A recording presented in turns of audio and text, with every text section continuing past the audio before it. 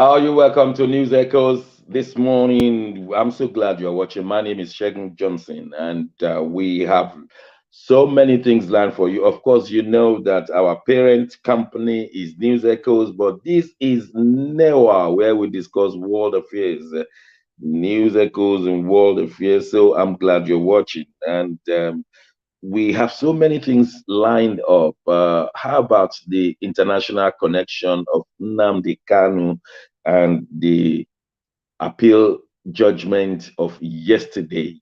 And we'll be looking at Russia versus United States. It's no longer Russia versus Ukraine because USA is going to have an exercise somewhere close to Russia. That's 1,000 kilometers away, and Russia is promising a fight back.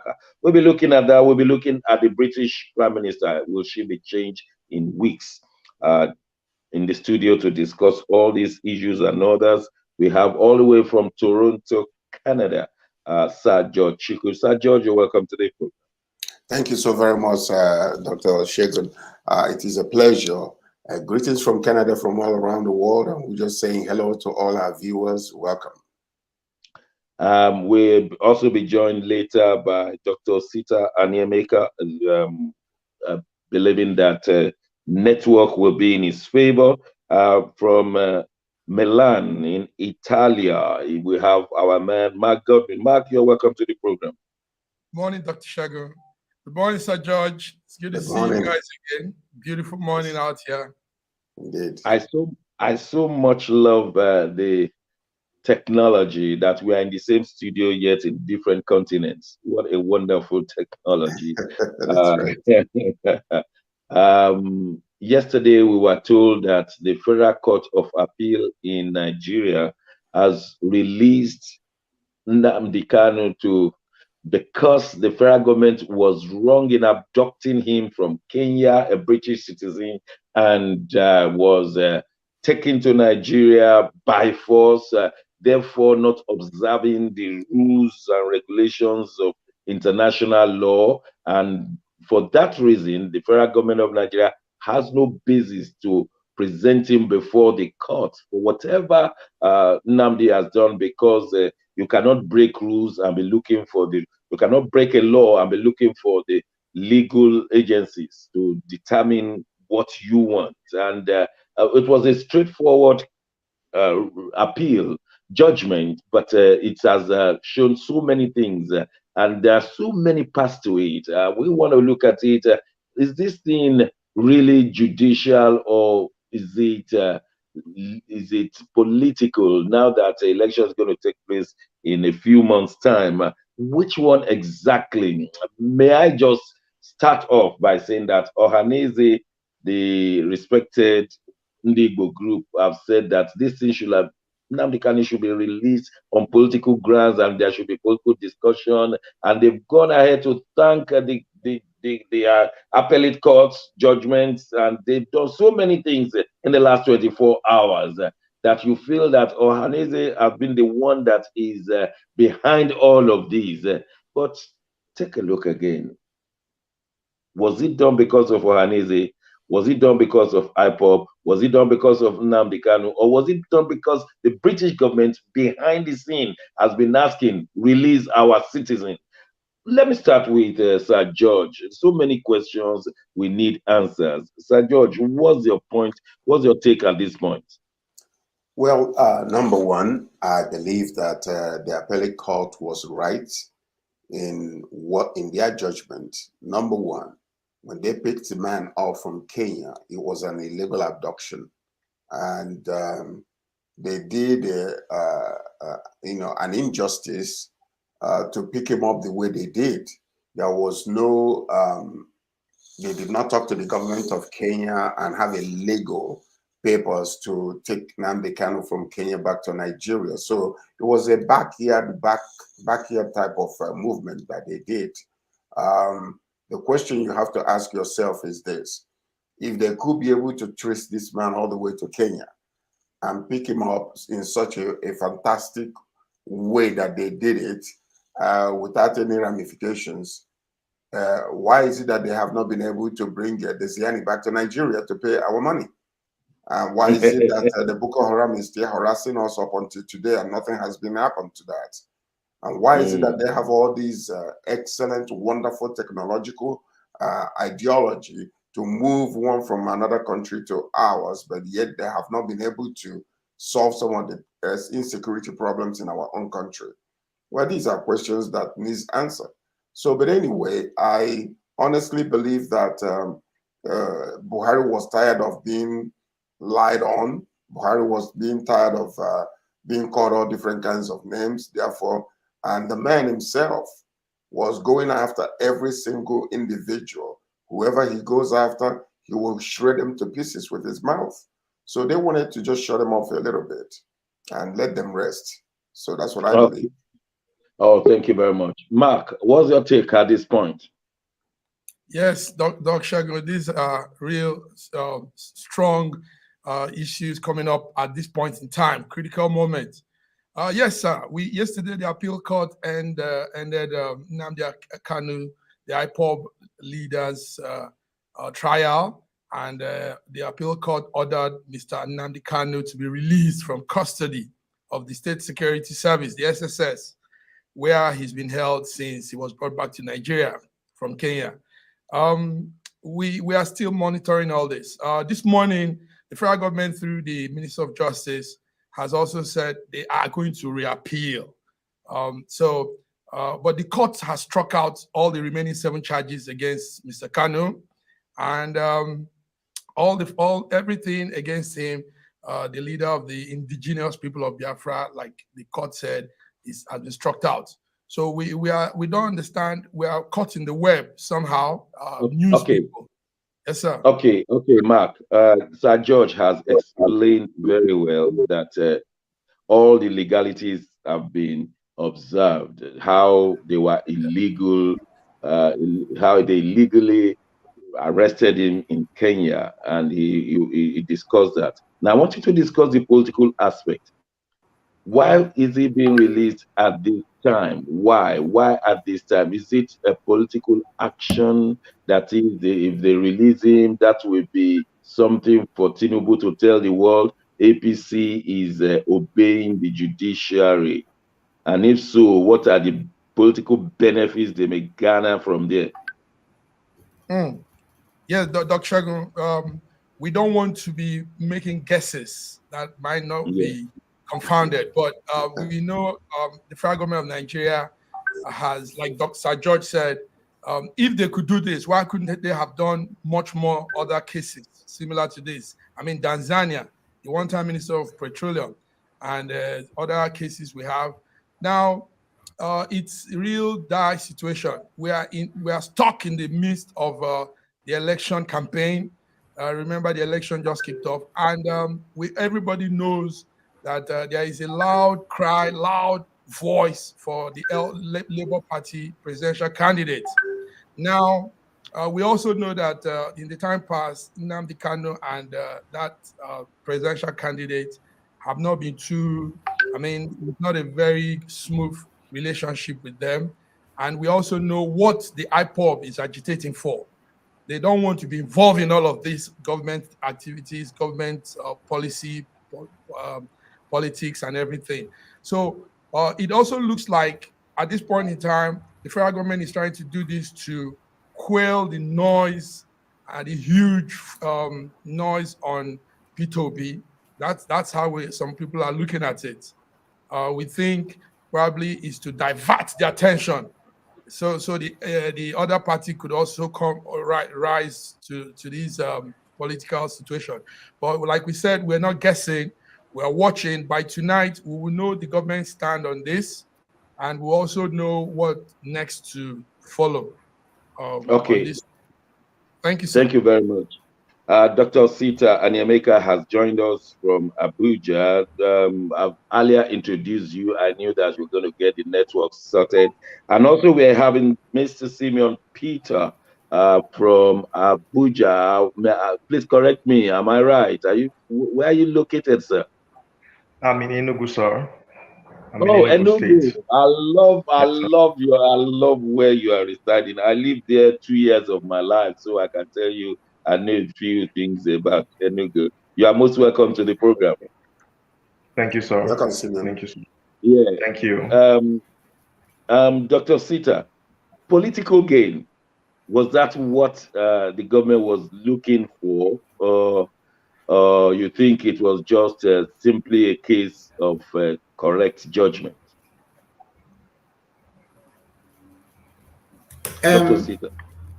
yes, the federal government has not released Nnamdi Kanu yet. We're not sure if they're No. going to. As a matter of fact, they may not. But if and when they do, they'll be taking a risk because he's a loose cannon. No matter what they think they will get from him, they might not. They might just get zilch. He's pained. He's not anathema, not disgust. He's not happy the way things are, and any opportunity he has, he will want to explain, express that and explain to the rest of the world what's going on in Nigeria.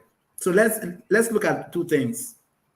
If they Yeah. release him, so maybe because of electoral campaign, and they give him a mandate on what to do, he will not take the mandate. I can bet my last cover on it. Not from this government, and not from the way it has been held for a very long time. Two, if and when they finish whatever they're doing, and he gets out, nothing stops nothing stops him from being the person that the party that will win will work with, because we hear that there have been very deep negotiations going on behind the curtains. Hanez Ndibo, all the big boys, they've been talking to the federal government The British about the government, possibility yeah. of releasing him for the last 4 months. Yes, for the last 4 months. So if that is one of the reasons, then it will be difficult for them, for federal government, to think that this young man is going to take their mandate. So what we're looking at now is, where would the government go with this? How far would the government want to go with this?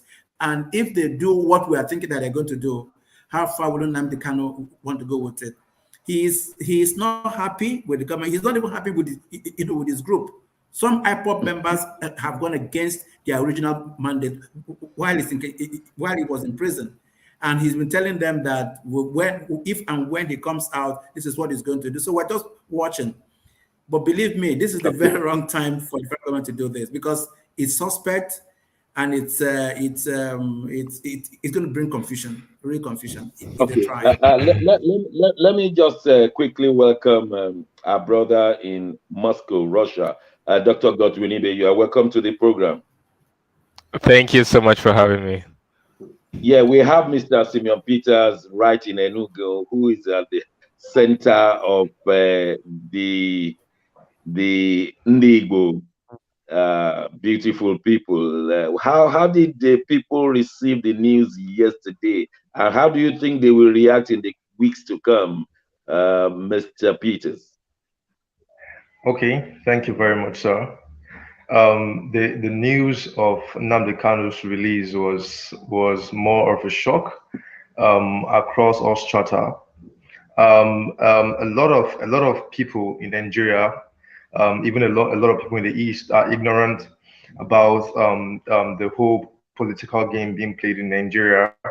So of course, most people are excited, but they're not really excited just because they release him. They are excited because most of the lockdown, Monday lockdown, Tuesday lockdown is going to stop, literally, because they are really tired.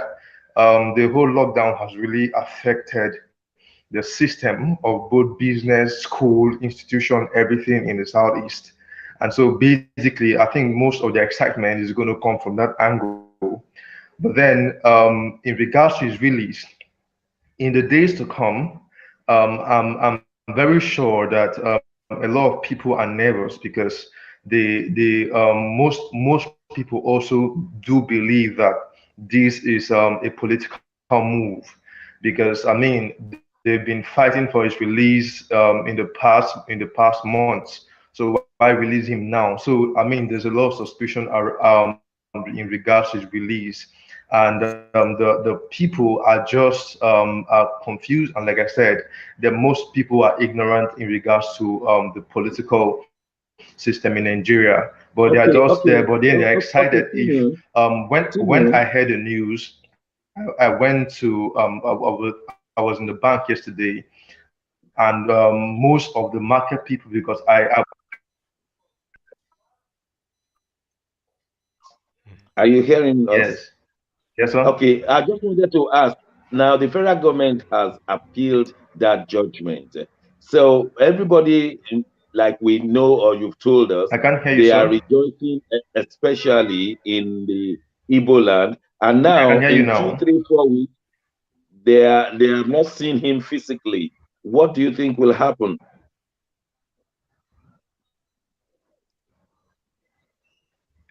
Okay, while we're trying to. Yeah, I think he has Okay, network issues there. okay. Yeah. Go on. Can you answer the question? I don't think he had. Okay, what do I think will happen if they get to see him physically? Yeah, if they cannot see him physically, so it must have been a scam, isn't it? Okay, can you repeat the question again, sir? I didn't hear The you. question, the question is this: Can you repeat the question everybody, again, sir? yes, I will. We have all heard that the appellate court has exonerated Nnamdi Kanu. Now, if in 4 weeks nobody has seen him, so how do you think the people will feel? Because number one, like you rightly said, they still cannot go back to Monday shopping and Monday activities. So he may be in serious trouble. I mean, they will feel that yes, they can go to work on a Monday, they can go to school on a Monday, but it will not happen because Nnamdi Kanu has not been physically released. How do you think the people will react?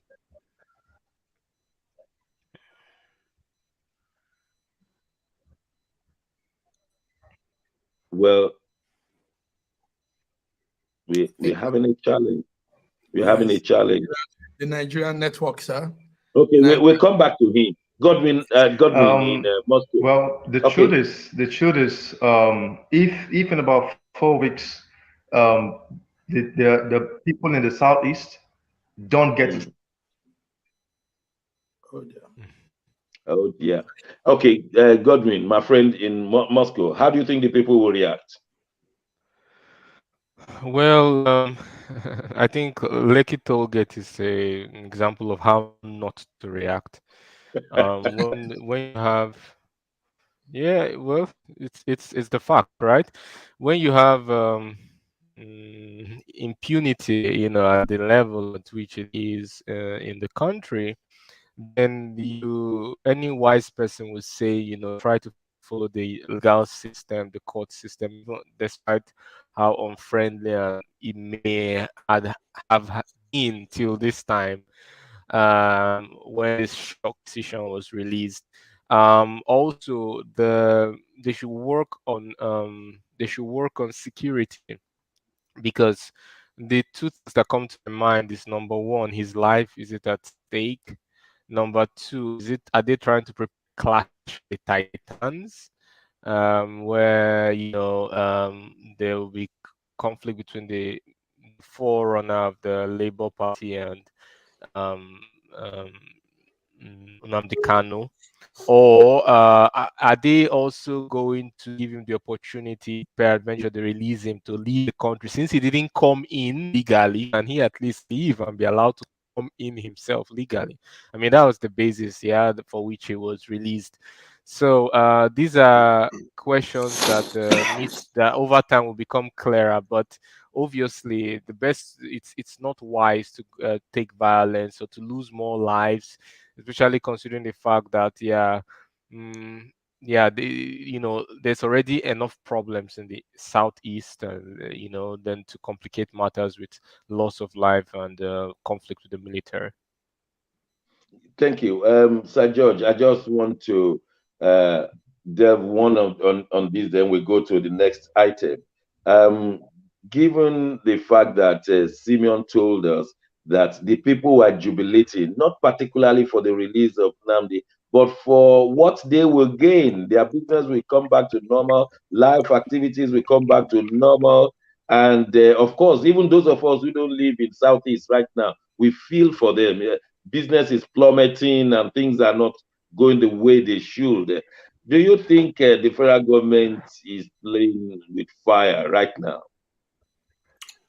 Well, I mean, this is a double-edged sword, if you ask me, because number one, in a perfect world, which we don't have in Nigeria as we speak, it would have been you could actually predict what could happen, in this particular situation. But when you go to the southeast, what we have seen is, as a result of Nnamdi Kanu being locked up, a whole lot of people have, risen out of the, from nowhere, and they will just come and dictate and say, I don't want anybody to come out on Wednesday. We're going to shut down the whole southeast for a week, and then it will take place, and people are afraid to come out. So we don't know what is going to happen.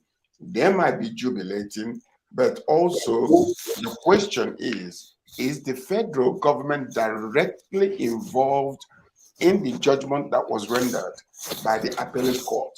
Or was it that these people said enough is enough, we're tired, we know the truth, and let's just let the truth come out? So that's one major question. If the federal government is appealing, were they involved in the decision making, let this man go or release him? So because anything we are really doing now is speculative imagination. We are not quite sure whether it is or not until we begin to see some things happen. Okay. As for the people in the southeast, there is no telling what the next reaction or response would be. We don't know yet. Yeah. But there's just one thing I want us to still address before we leave this matter. And I'm starting from you, Sir George. What is the international dimension of this judgment? And how will the international community react when the appellate court has released Nnamdi Kanu, but the executive refused? What do you think they will be thinking? Should we take Buhari serious? Should we take Nigeria serious? Quickly, because I want everyone to answer that question. The question, the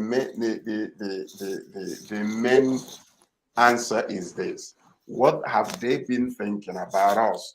Seeing what has been going in our country, seeing the level of corruption in our country, and people are dying every day, and there is houses being destroyed.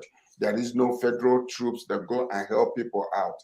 The same way, they have already made a judgment. The international world already made a judgment about Nigeria. That's why everybody is clamoring to see if there will be any sense made out of the emergence of one individual, because the world is looking. The world wants to trade with Nigeria. The world knows the potential of Nigeria, but because of the internal corruption, nothing is really happening. So to them, they are just watching just like we are watching. That's the way I see it. Wow. Maki Milan, quickly, in 1 minute. What do you think the international community is, will be their response to all of it? Well, at the initial time of this whole event, it was said that even Britain was an accomplice in this. So we don't know how true that was, but there was an allegation on that. Well, Nnamdi Kanu remains a British citizen. So I don't know why there hasn't been much statement also from the United Kingdom Department on this. To be fair, there have been some statements, but whether they were strong statements is another thing. Okay, whether they were strong statements. But we know that if a British citizen was held up in Afghanistan or Iraq, it would have been more than that, So sometimes like Sir George has always said in this program, in subsequent program, we want to wonder if some of these international bodies have hand in some of our issues too. I mean, sometimes they look at, they weigh the pro and the con, they weigh both sides to know if will this also affect their own business? Will it affect their economy, their relationship? That's correct. They look at, take their own national interest into consideration. Let me ask Godwin, are these people taking their own national interest into consideration? That is wanting to parley with the Nigerian government rather than fight the Nigerian government for nothing, for Nnamdi Kanu.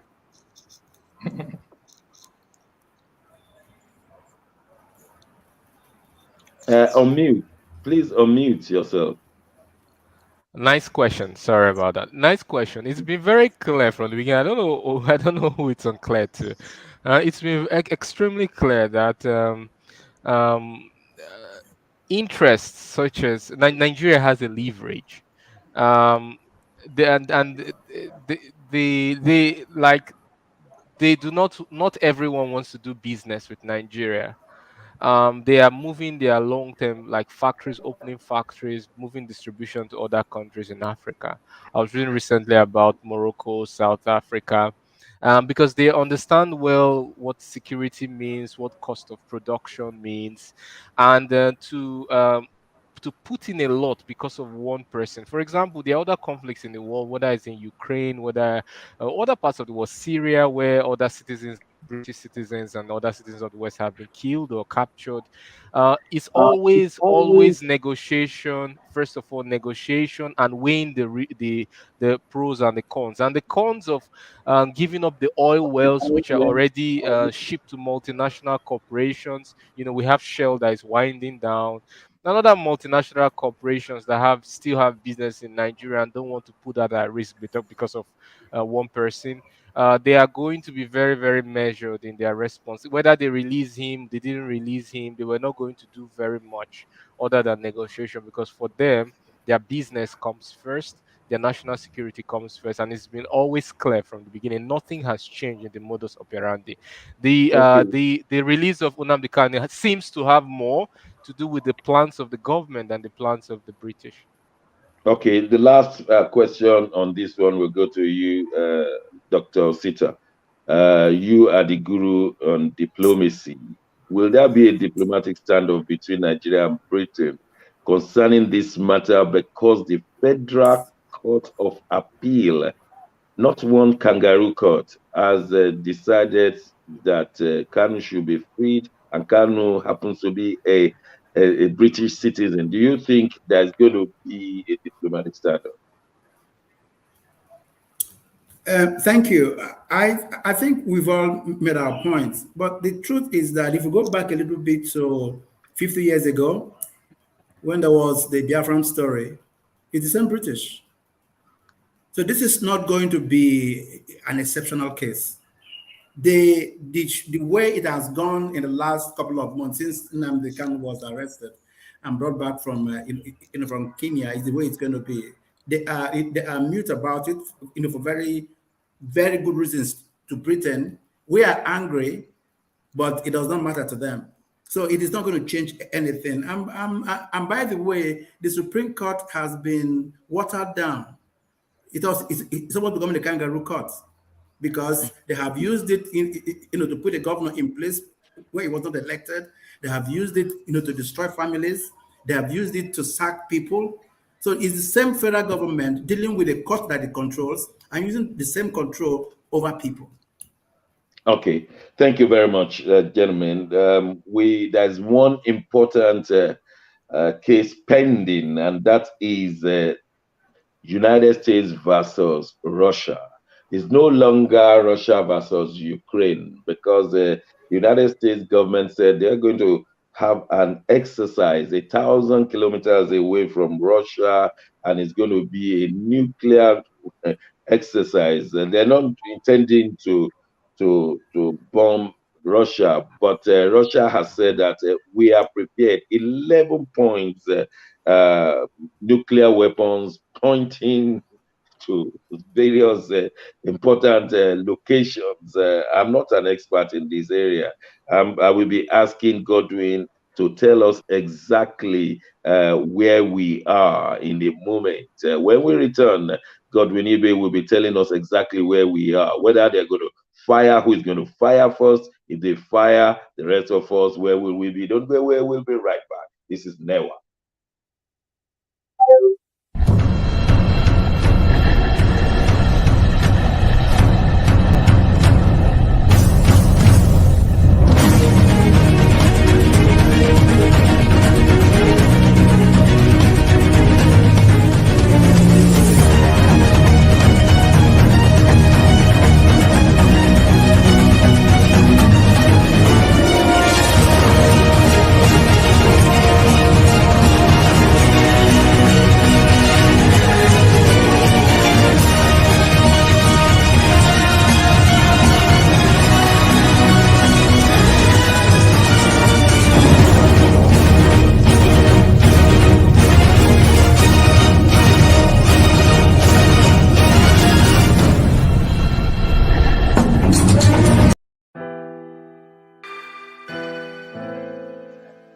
Schengen Story magazine is an African international bi-monthly magazine based in Milan, Italy, and founded in 2016. The publication focuses on personalities, fashion, style, entrepreneurship, and culture for Africans.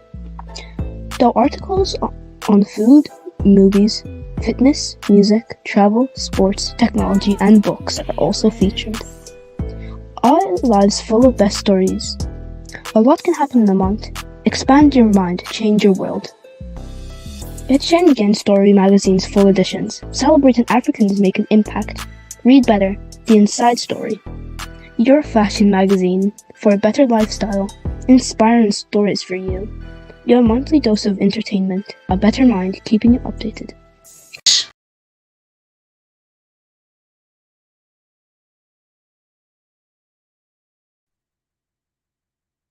Thank you for staying with us. This is the New Echoes World Affairs, and we have in the house Dr. Godwin Ibe, who lives in Moscow, Russia. Dr. Ibe, are you scared at all there may be a nuclear war? Mm, I think I wouldn't like to use the word scared. I'm not scared. I'm concerned that yes, I'm not scared because it's not everyone will eventually die one day, but it depends on what you die for. There are many more problems in the world which we talk about that people have to live by every day, whether it's poverty, inability to put food on the table, high energy prices, heating prices, um, um, unemployment, lack of insurance, medical coverage. These are much more pending problems that people face on a daily basis that I seem to be more concerned about. But the escalation between the West and the East, or Russia and US or NATO, should get people wondering, like, what's this warmongering about? Why can't we tone down the rhetoric? Because the truth is that nobody wants nuclear war. No, everyone agrees that it can be won, but no side is going to wait for another side to have a strategic advantage in their promise. So while they are promising or saying they don't want, Russia, for example, isn't going to not react if NATO is doing exercises less than 1,000 kilometers. NATO isn't going to also relax if Russia tries to deploy rockets in Cuba or Mexico. They can say all sort of things, but nobody really wants it. But nobody is also ready to give the other side any strategic or tactical advantage in the deterrence policy. Yeah, are we close to it now? Are we really, really close to it? Because we listen to all these rhetorics throughout the Cold War time, but how close are we? Because you are on the seat, you can read Russian language. You've been sending some Russian language to me, which I really don't understand. But so, how close do you think we are? We sure are closer, but I won't say close. We are closer, but not close, because the truth is that the leader in Russia really doesn't bluff, and most of the time, he waits until the reaction, like people are basically begging for it before he does something rash. I give an example: Crimea, the bridge. If you follow the Russian media space, you find so many people that have been asking what is going on. Why are our leaders so soft? And that's the like, why have they been so soft on the conflict so far? And why not using their capabilities? This has been the main opinion in the Russian media space. Even some of, let's say, the head of Chechen, Kadyrov, also made comments on being against the exchange of prisoners. Why should prisoners be exchanged? Nazis, why should they be given back? So basically, you find out that all those who are so focused on Putin actually miss the picture, because he's actually in my opinion, the most measured, prominent political figure in Russia, the most measured in Yeah, terms of actions, thank you, and Doc. The that's rest it. of us don't see him as that. Most measured. I say the rest of us. In Russia, yes, but the rest of us see him as a very strong bully. We might be wrong, but that's how we. But let me ask my colleagues, Sir George, quickly, what do you think? Well, I believe that eventually it will come, but when you see this is just nothing from the very beginning up until now, it's been a war between Russia and US. Cuba has been a pawn, Ukraine has been a pawn, and it's just the two superpowers just flexing their muscles. That's all it is. So when you see US, going close 1,000 kilometers close to Russia, is to tell the man, like, if you do, we will retaliate, and we are serious. America is not taking Russia lightly. They're not taking him, Putin, as a joke. They know how serious the man is, and they know his hatred for the country itself. They both hate each other. But all I see now is just flexing muscles, wolf ticket. We call it wolf ticket. Everybody will come and say, oh, if you do this, I will do that. If you do this, I will do it. And that's exactly what you see between the two countries and the two leaders. But the danger in this is that the citizens do not really understand what is going on, because America is hearing the news from their own side. Russia is hearing the news from their own side. So when you talk to any Russian, they will be like, yes, we would destroy America because of the news they've been hearing, because all the news are selected. It is all something that will appease the ears of the hearers in Russia and vice versa, US. So that's the danger in this whole thing. So nobody can come out and tell you reasonably, well, this is really it, because they don't know. Before I come to Dr. Sita, whose network is stable now, Mr. Peters, we're glad you are back and the network is stable now, and you've been listening to what we're saying. So the question is, how are we to take these two superpowers seriously enough? There has been definitely escalation of war.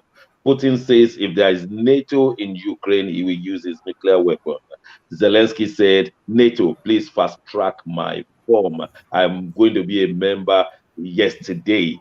And America is ready to support so that they can have a foothold in Ukraine. How close do you think we are to a nuclear war?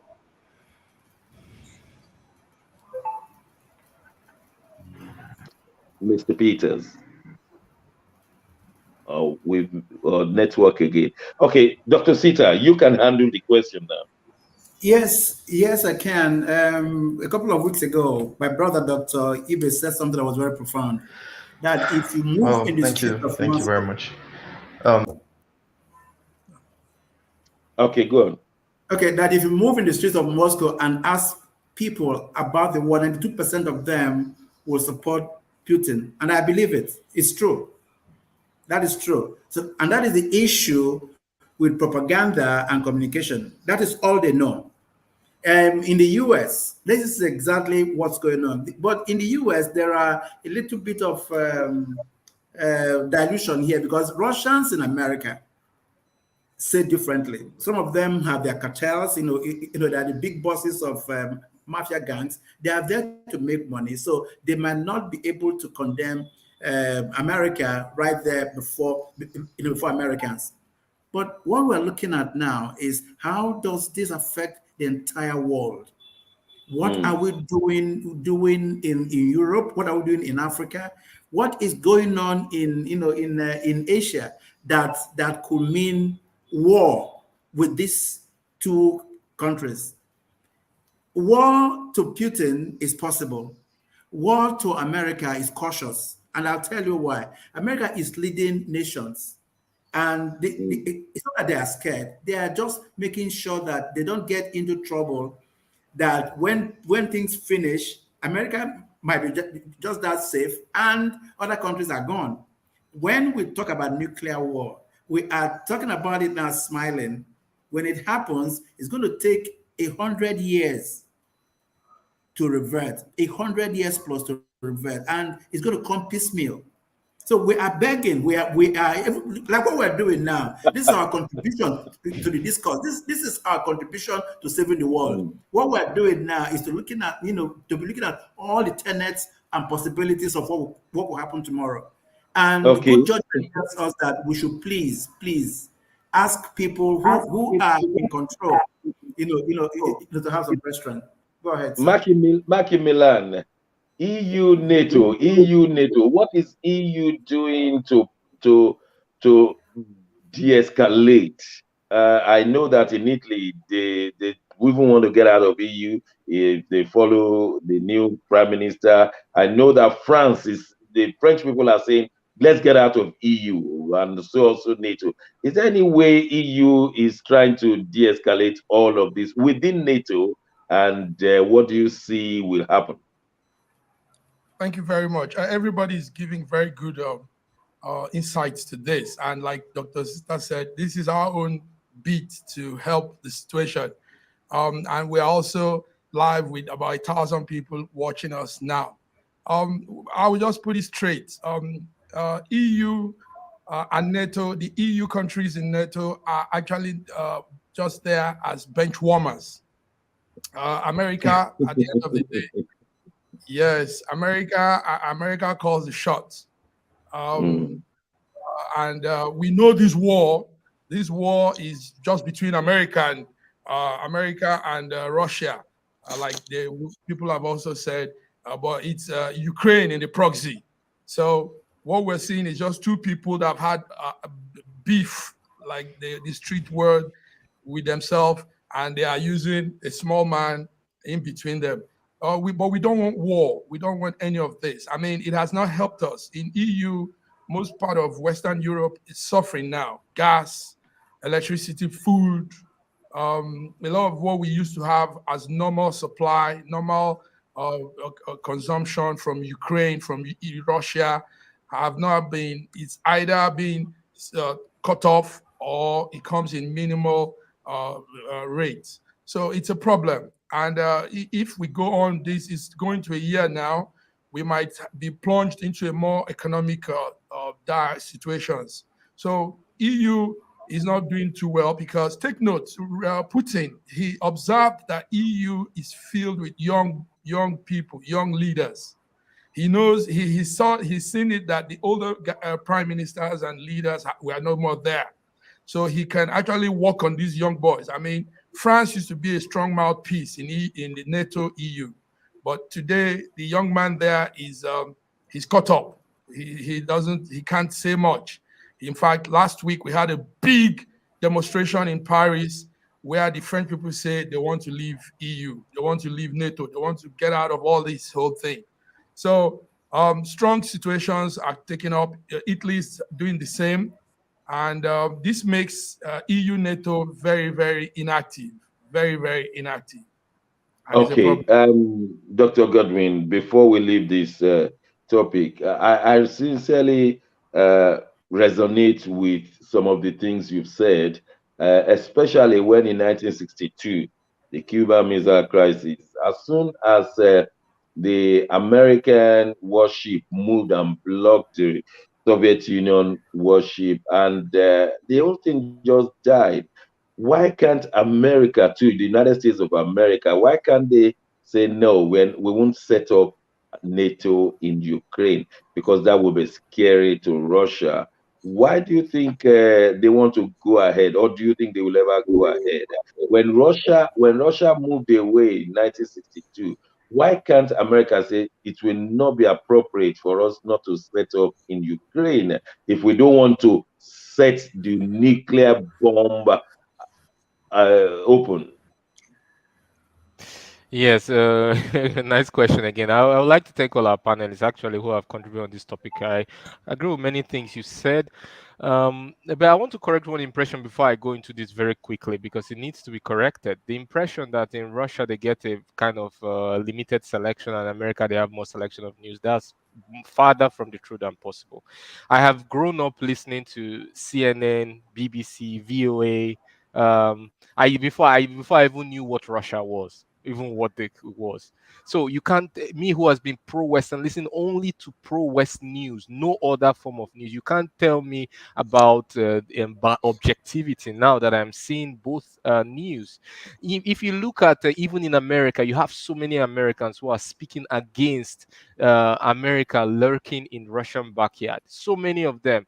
If you go on, any popular media, whether it's Jeffrey Sachs, George McGregor, Alexander Mercury, Alex Cristoforo, you look at other journalists in the West who has been arrested, like Julius Assange, who is rotting in jail. You talk about official government sites. Iran site is left. Iran Prime Minister can tweet, but the Kremlin cannot tweet.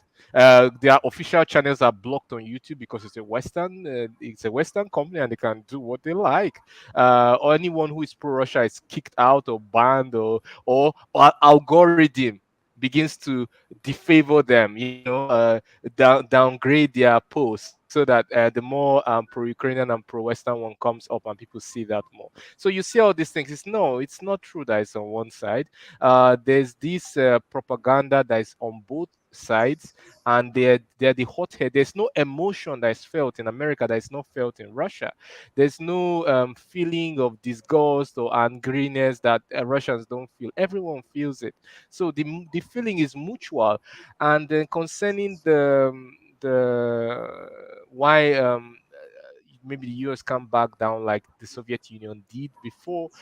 Well, we understand that at that time there were two big superpowers, but now we are coming from a unipolar world to a multipolar world, and you can't expect anyone to give up his place just like that, or not to show flex muscles. It's clear that America has been the only superpower and a very great nation, because they have added a lot of value to the world. If we talk about technology, music, jazz, I love jazz. Talk about so much they've done, whether it's a form of government in the name of democracy, which doesn't always work in all countries. But yeah, So the do East you and do the you West see have the added US? Do lots you of see the value. US? Do you see the US backing off in Ukraine, that is not giving I, them I don't that? see them backing up because they've made a statement. The NATO Secretary General has made a clear statement that backing up from Ukraine or reducing support for Ukraine is a defeat for NATO and it's a defeat for West, and they cannot. And Joseph Borrell has said that the victory must not be diplomatic, but it must be on the battlefield. That is his Okay, thank idea you, of what a thank you. victory is. I'm just mindful of the time. Sir George, do you want to respond to what Godwin just said, that the Russian press have been free, and the Russian people have been getting all sides of the story, but those of us who are not living in Russia, we don't see it that way. Quickly, because I think that was very important. Yeah, it's very important actually. One of the major problems we have is, the fear mongering type of situation. Like, so many people that have been given injection on the streets and they died. And we know that we suspect from the Western world that Russia is involved. When you come against their leader, Putin, be careful what is going to happen, because it doesn't matter. You can run, but you cannot hide from them. So that is really the issue. And this is what we're hearing, all over the place. And we see it with our own eyes. And we see that when you rise up against him, it's not a matter of, going through the law, but you're going to get locked up right away or get killed, And so in essence, really, if you want to die, open up your mouth in Russia and go against the government or against the leader of Russia, Putin. Because in America, you can talk about the president, you can cuss him out, you can say whatever you want, and nobody's going to come and knock at your door, because they do understand free speech. But we know from this Western world and what we have seen around the world, for those that have come against Putin, that is not that way. Because when you go against the government and go against him, you're risking your life. It doesn't matter where you are. Yeah, thank you very much. That's obvious. Yes, I'm supporting Sir George. It's obvious, Dr. Ibe. It's obvious that there is no free speech in Russia. So there's no how the news could be given out fair. I would like to I mean, Yeah, Okay, I would like to have time to comment on that. You've made a very, very clear allegation, but I disagree with it very clearly. The No, truth but is it's that, obvious. The whole world and what sees is it. Julius Assange? Is he a Russian? I don't But understand. And what is he Simon arrested for Peters, again? With Julius Simon Assange, what Peters. is he arrested for again? No, No, no, guys, no, no. let's stop. Let's stop. That's a different issue. He Yeah. preached. He went over border. There's a law in Russia. There's a law What he in did Russia. was hack into All the page. cases you've talked about, injection, all the cases you've talked about, the way to solve it is to make the evidence open, let all parties be involved in the investigation, and then objectively third parties can make a judgment based on objective evidence, not that the evidence is classified, the Dr. Osita, witnesses can are you please judge anonymous, us? Can you and then give your you make opinion your own quickly? conclusion. Thank you, Eh? Godwin. Osita, can you please help me, or help us out of this quickly? there's a difference between free speech and daringness. When somebody writes against Putin, what happens to him in Russia? That's the question. If somebody dares to write against Eden, Putin you want to answer it today, Yes, I want to answer it very clearly. quickly? I'll give Yes, you 1 minute yes, to answer it. yes. There are so many people who have written against. There are not so many, but a couple of people have done that and have not been arrested. That is not true. That's not true that every time you speak, but there's a law in Russia that is against, that has been recently enacted, that is against speaking about exactly, during wartime. exactly, Yeah, I want to talk about this. exactly. Yes, this I want to talk about. There's a recent law that is against speaking about um uh, soldiers, military officials, government officials during the period of conflict. I cannot say I'm a supporter or I against, because I understand that it's a conflict period, there's propaganda, there's lots of things going on. Of course, I would prefer, but before the conflict, I would say that um in Russia, for example, most of the things I hear from people, let me just tell you, is that a normal Russian man can tell you anything he wants to tell you. There's nothing like he has to be courteous. He has to say, "Oh wow, you're from this year, nice." No, no, no, no, no. If a Russian man sees you on the street or anybody, he doesn't even know who you are. Whatever he tells you, that's the thing on his mind. There's no coating, sugar coating Okay, feelings with Dr. all Ebe. sort of Okay, politeness Dr. and all of Ebe. that. I know. We can spend 5 hours on this, but our friend from Enugu is back, and I hope is back. And I will just ask you, how do you guys in Nigeria see the askance of the United States House Committee investigating the Capitol Hill, saying that the president should come and testify?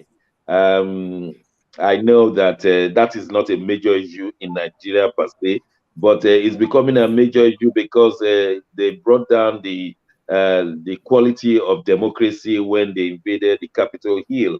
Do you think is a political issue trying not to make um, Trump to contest for the next presidential election, or you think this has to be done, Senior? Yes, well, thank you. I hope network doesn't interrupt me this time. Really sorry for the whole, really sorry for the whole network issues over here in Nigeria.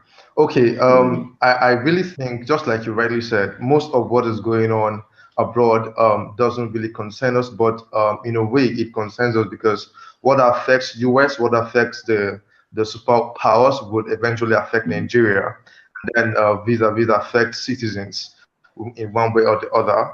But I also think that somehow the powers that be in the United States don't want Trump in power.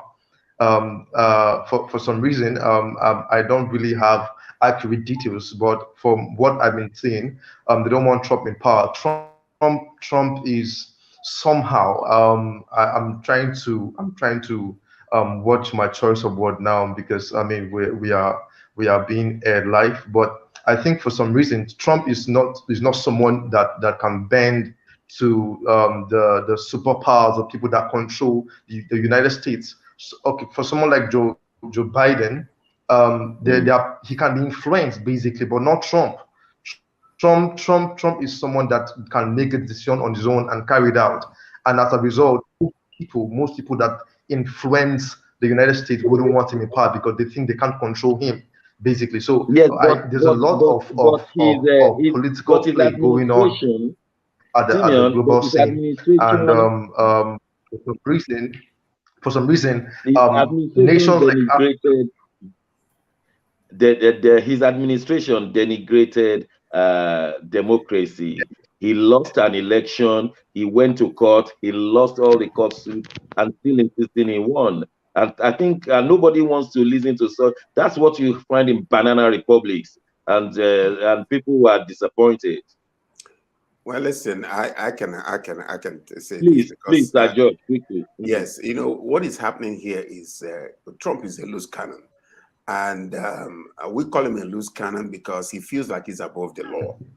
And number one, but there is a law that is working in the United States of America.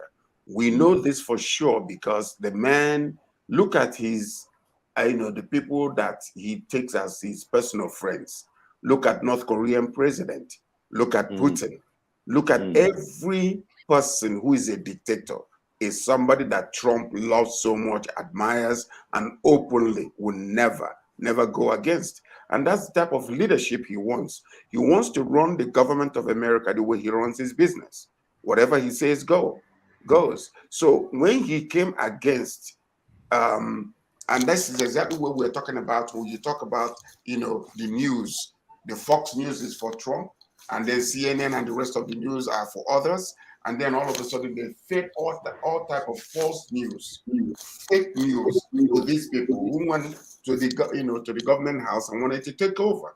And he was sitting there and would not do anything, even to the point of his vice president being killed. And he did not care because of his love for power. So one thing we have to know is America is moving slowly. If ask yourself this question, half of what Trump did, if it was Obama that did it during his presidency, where would he be today? Ask that question. Maybe someone will have assassinated him. Osita, we're running against time. What will you say to this Trump issue? A lot of Americans still believe in him, especially from the southern belt. Okay, let me answer that because Trump is typical American. He is the only one who has expressed Americanism. I support your view. Him, but this is what America is. This is who America is. America is Donald Trump. The only nice guys on the streets of America who are not Trump are the ones that they want to destroy. They want to kill them. But is he doing the right thing? No. Are Americans doing the right thing? No. Americans are rednecks. When I was in school in Alabama, I used to go home every weekend, every Friday to see my family. And my major professor would say, a lady, pretty lady, will say that, I love you, right? But I won't mourn you if they get you. Wow. Because I used to go through the back road home for 1 hour, 10 minutes, and it's a redneck district. If my car gets back there, I would rather start praying for a funeral because they will take me out. But I took the risk. Typical African. I didn't have money. But the issue is this. They all love Trump the way he is. If they leave them, they will destroy that country. Godwin, 20 seconds. Our time is up. Yes, I would like to say that I do not like to talk much about American politics because I do not really want to interfere, but I will only use the statements that are made by Americans themselves, and I'll let them make their own conclusions because I'm not in the US now and I don't want to influence their politics in any form or way. Now, yes, I have to make that very, very clear. Now, I would like to say that freedom of speech, does it mean raiding somebody's home looking for classified documents after he left power. Freedom of speech doesn't mean paying for a dossier of a political candidate, even during his election. Okay, we get Banning you. him We from get your point. presidency. We get Let your me point. finish. No, blacks are not afraid. In Russia, for example, blacks are not afraid of the police, as we see from material. Maybe it's fake, Yeah, but they they are just put scared their to knee wind on their down. neck in America, isn't it? They don't knee on their neck. Yes, family traditionally supported. Marriage is Godwin, we just defined have as a to man, stop. as a Godwin, woman. it's not me. It's not me. It's the time. We have to stop. Gentlemen, I have to Okay. thank you across the globe from Enugu to Abuja to Toronto to Moscow to Milan. I just have to thank you. This is how far we can go. But we are surely coming back on Wednesday, and where we'll give you the latest across the globe as well as Nigeria. God bless you all.